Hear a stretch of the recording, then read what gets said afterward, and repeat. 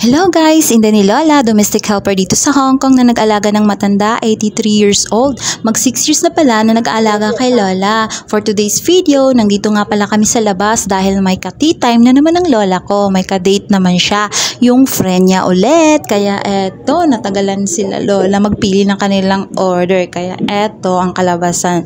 Si Inday, inaantok habang inaantay ang dalawa. Ang tagal talaga ni Lola makapili kaya tinulungan na lang siya ng kanyang kaibigan.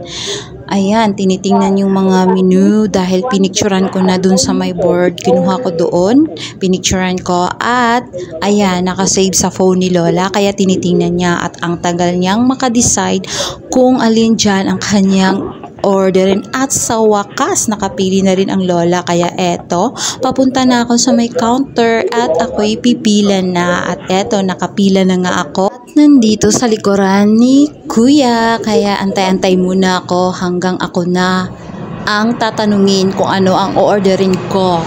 Ayun, tapos na ako nag-order at dito na ako papunta kung saan mag-pick up ng kanilang order. Ito yung resibo. So, habang inaantay natin yung order nila, ayan, kumuha na ako ng hot water kasi binabanlawan ko yung mga spoon at saka fork at saka knife yung gagamitin nila Lola. At ayan, tinitingnan ko talaga, sinisilip ko kung sa kanila na ba yung tray na yan. Tinitingnan ko yung number dahil kukunin ko yung tubig at ilalagay ko na sa tray. Kaya nakita ko na yung number nila na sa kanila. Yun kaya, ayan, nilagyan ko na ng tubig. At pagkatapos nito, pag ready na, pag nakumpleto na, ay dahan-dahan ko nang dadalhin yung in-order nila dun sa table nila Lola. Isa-isa kong dadalhin yung tray. Kaya ayan, tapos na at ako'y nakalabas na. Sinerve ko na yung order nila.